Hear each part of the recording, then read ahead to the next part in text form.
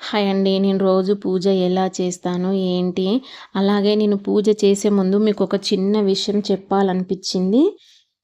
ఈ మధ్య social media open చేస్తే పూజల గురించి ఎన్నో విషయాలు, ఎన్నో వీడియోలు కనిపిస్తున్నాయి. ఈ పువ్వు పెడితే డబ్బు వస్తుంది. ఈ మంత్రం ఒక్కసారి చెప్పండి మీ కష్టాలన్నీ పోతాయి. ఈరోజు ఇలా చేయకపోతే దరిద్రం వస్తుంది అంటూ చాలా వీడియోలు వస్తున్నాయి సోషల్ మీడియాలో. మనం కూడా అవన్నీ చూసి అయ్యో ఇది చెయ్యకపోతే ఏమవుతుందో అని భయపడిపోతాం.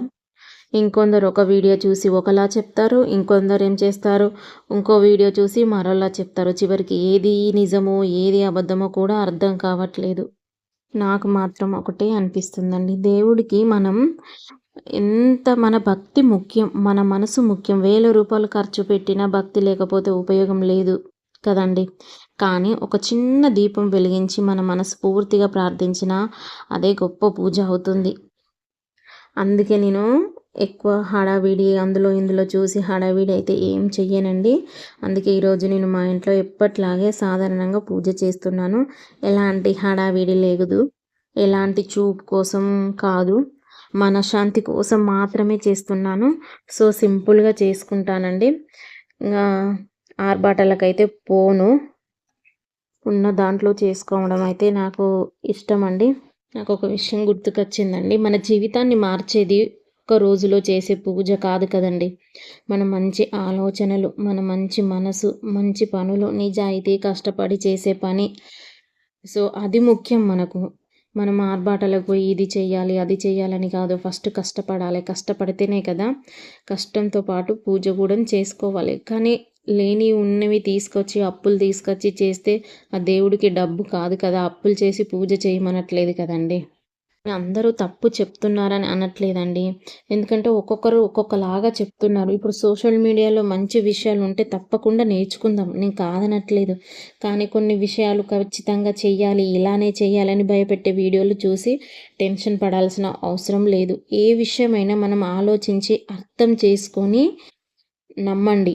సో వీళ్ళది నమ్మకం అనిపించింది, వీళ్ళు మంచిగా చెప్తారు అనిపించిన వాళ్ళ వీడియోనే చూసి ఒక్కరిని చూసి ఫాలో అండి. ఎందుకంటే ఇప్పుడు ఒక్కొక్కరు ఒక్కొక్క లాగా చెప్తారు. సో అలా చెప్పడం వల్ల మనం కూడా కన్ఫ్యూజ్ అయిపోయి ఏం చేయాలో అర్థం కాదు. సో అలాంటప్పుడు కన్ఫ్యూజ్ అయ్యి పూజ కూడా సరిగ్గా చెయ్యం. మనకు అనిపించింది చేసుకొని ఇంకెవరిదన్నా మంచిగా అనిపిస్తే చేయాలి. కానీ అన్నీ చేసుకుంటూ పోయి డబ్బు ఖర్చు పెట్టుకుంటూ పోతే అదైతే కరెక్ట్ కాదండి. సో నాకైతే అనిపించింది చెప్తున్నా. మీకు కూడా ఇలానే అనిపిస్తుందా? మీరు కూడా చెప్పండి. సోషల్ మీడియాలో వచ్చే పూజ వీడియోలన్నీ నమ్ముతారా? లేక మీ ఇంట్లో పెద్దలు చెప్పిన విధంగా పూజ చేస్తారా?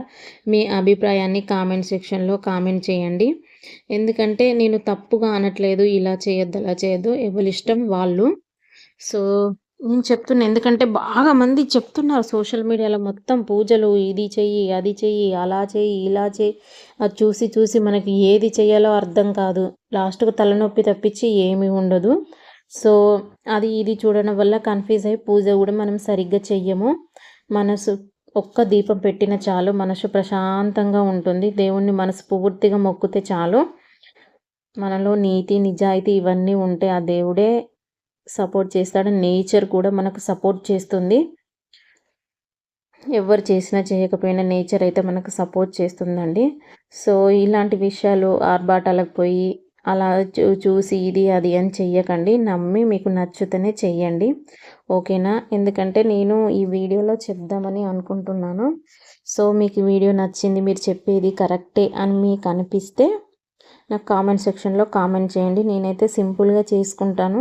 ఎవరి పద్ధతుల్లో వాళ్ళు చేసుకుంటారు. ఒక్కొక్క సైడ్ ఒక్కొక్క పద్ధతి ఉంటుందండి.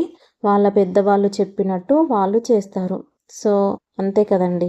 సో మేము చిన్నప్పటి నుంచి చూసింది ఇంకా కొన్ని తెలిసిన వాళ్ళ దగ్గర తెలుసుకొని చేస్తాను. కానీ పెద్దగా ఆర్భాటాలకు పోయి అయితే చెయ్యను అండి. సింపుల్గా అయితే చేసుకుంటాను నేను పూజ.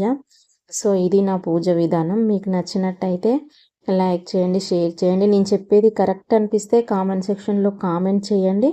సో నా పూజ కంప్లీట్ కాగానే నాకైతే సంతోష్ మాత దగ్గర నుంచి కర్చిప్స్ అయితే వచ్చాయండి. అలాగే టీ తాగాను పూజ కంప్లీట్ అయిన తర్వాత. సో సాయంత్రం అయితే మళ్ళీ దీపం పెట్టానండి. ఇది సాయంత్రం దీపం. మార్నింగ్ పెట్టిన తర్వాత ఫ్రైడే మళ్ళీ సాయంత్రం పెట్టుకున్నాను. సో ఏమన్నా మిస్టేక్స్ ఉన్నా నేను తప్పుగా చెప్పానని మీకు అర్థమవుతుందా?